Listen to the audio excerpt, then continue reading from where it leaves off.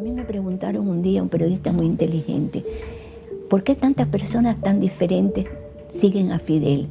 Sí, las tomó de los artistas de Hollywood, los pobres de la tierra.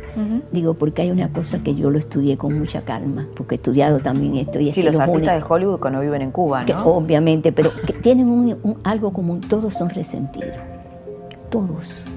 Aunque tengan dinero, son resentidos hasta con ellos mismos, con la vida, con su país, con el dinero que tienen. Son personas muy contradictorias en su personalidad. Todos los resentidos del mundo se han puesto en fila detrás de Fidel. Odio, poder y dinero. Ahí está la ideología del socialismo del siglo XXI, que le llaman populismo. Yo digo, por mí le pueden llamar como quieran. Además, se han dedicado a escribir libros, muchos libros. Y yo digo, hasta que no se den cuenta de la realidad y se dejen de filosofar por una realidad peligrosa que está avanzando en América Latina. Y que porque Lula esté preso, porque Duque esté en Colombia, etcétera, etcétera, no quiere decir que han renunciado al proyecto. Hay un Estado Mayor muy capaz ideológicamente en Cuba. El otro día me preguntaron en un programa, ¿qué tiene Cuba? Que se están muriendo de hambre para tener poder sobre Venezuela. Le dije, un departamento ideológico, que es una ciudad, con gente pensante. Y dinero, poder y odio, se maneja eso mucho, mucha trabaja ideología. Con el odio y el resentimiento. Fidel, ¿sabe cómo le llamaba? La revolución silente. Me dijo, mientras llegamos al poder por la vía tonta de la democracia, hace años que estamos llevando adelante la revolución silente. Y a ellos le pregunto, ¿qué cosa es eso? Yo para seguir sabiendo, él me prestaba libros que yo los ponía en una mesita y yo no los leía, porque yo le decía, yo tengo que leer neurociencia. Cuando le hago esa pregunta, agarra un libro y me dice, léetelo, que no te lo has leído seguro. Léetelo hoy. Uno de los libros de Gramsci. O sea, penetra la neurona, trabaja el cerebro a la gente, trabaja la ideología, captúrale el alma a la persona y ya está todo hecho. Me dijo, lo estamos haciendo en América Latina con los medios, con los grupos empresarios, con los centros de educación.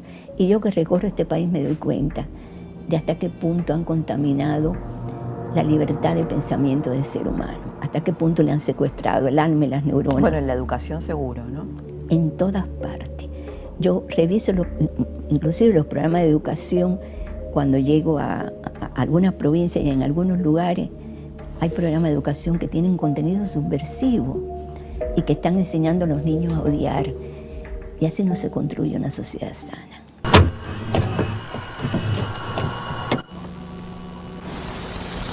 But in reality, the main emphasis of the KGB is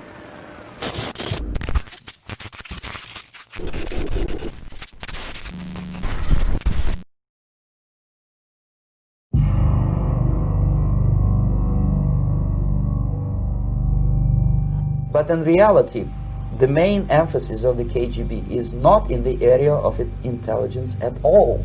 According to my opinion and opinion of many defectors of my caliber, only about 15% of time, money and manpower is spent on espionage as such. The other 85% is a slow process which we call either ideological subversion or active measures, активные мероприятия in the language of the KGB, or psychological warfare.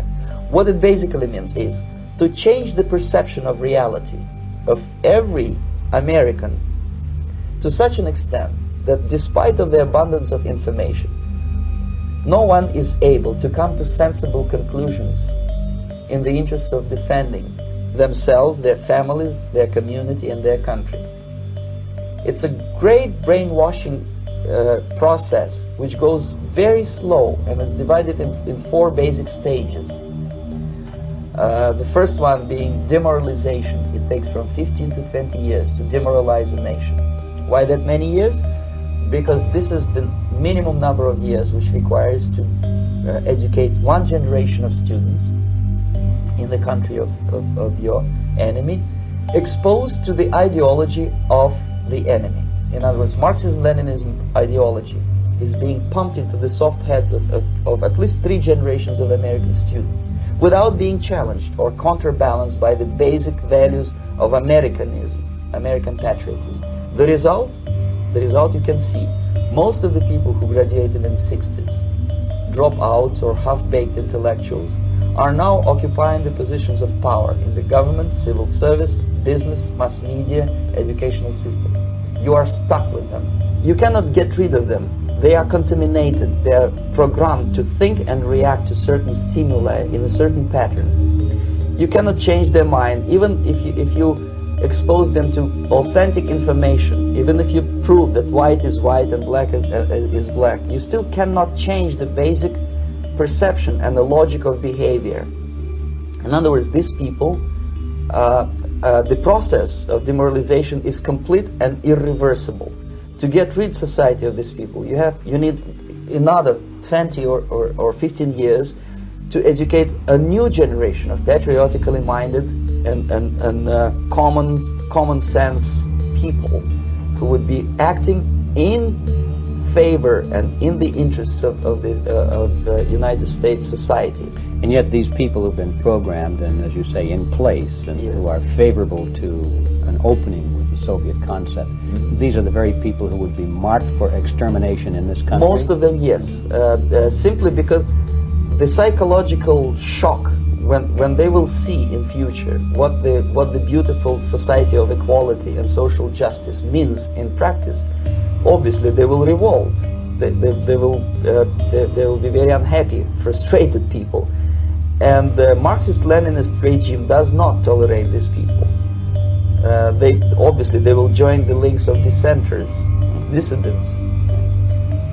Unlike in present United States, there will be no place for dissent in future Marxist-Leninist America. Here you can get popular like Daniel Ellsberg and filthy rich like Jane Fonda for being dissident, for criticizing your Pentagon. In future, these people will be simply squashed like cockroaches. Nobody is going to pay them nothing for their beautiful, noble ideas of equality. This they don't understand, and it will be the greatest shock for them, of course. The demoralization process in the United States is basically completed already. For the last 25 years, actually it's overfulfilled, because demoralization now reaches such areas where previously not even Comrade Andropov and all his experts would even dream of such a tremendous success. Most of it is done by Americans to Americans, thanks to lack of moral standards. As I mentioned before, exposure to true information does not matter anymore. A person who was demoralized is unable to assess true information. The facts tell nothing to him. Even if I shower him with information, with authentic proof, with documents, with pictures, even if I take him by force to the Soviet Union and show him concentration camp, he will refuse to believe it until he is going to receive a kick in his fat bottom. When a military boot crashes then he will understand, but not before that. That's the tragic of the situation of demoralization. So basically America is stuck with demoralization, and unless, even if you start right now, here, this minute, you start educating new generation of Americans, it will still take you 15 to 20 years to turn the tide of ideological perception of reality back to normalcy and patriotism. The next stage is destabilization. This time, subverter does not care about your ideas and the patterns of your consumption. Whether you eat junk food and get fat and flabby, it doesn't matter anymore. This time, and it takes only from 2 to 5 years to destabilize a nation, what matters is essentials: economy, foreign relations, defense systems. And you can see it quite clearly that in some areas, in such sensitive areas as defense and economy, the influence of Marxist-Leninist ideas in the United States is absolutely fantastic. I could never believe it 14 years ago when I landed in this part of the world, that the process will go that fast. The next stage, of course, is crisis. It may take only up to 6 weeks to bring a country to the verge of crisis. You can see it in Central America now. And after crisis, with a violent change of power, structure, and economy, you have so-called the period of normalization. It may last indefinitely. Normalization is a cynical expression borrowed from Soviet propaganda, When the Soviet tanks moved into Czechoslovakia in '68, Comrade Brezhnev said, now the situation in brotherly Czechoslovakia is normalized. This is what will happen in the United States if you allow all these schmucks to bring the country to crisis, to promise people all kind of goodies and the paradise on earth, to destabilize your economy, to eliminate the principle of free market competition, and to put a big brother government in Washington, D.C., with benevolent dictators like Walter Mondale, who will promise lots of things, never mind whether the promises are fulfillable or not. He will go to Moscow to kiss the bottoms of new generation of Soviet assassins, never mind. He will create false illusions that the situation is under control. Situation is not under control. Situation is disgustingly out of control. Most of the American politicians, media and educational system trains another generation of people who think they are living at the peacetime. False. United States is in a state of war, undeclared total war against the basic principles and the foundations of this system. And the initiator of this war is not Comrade Andropov, of course. It's the system. However ridiculous it may sound, the world communist system or the world communist conspiracy, whether I scare some people or not, I don't give a hoot.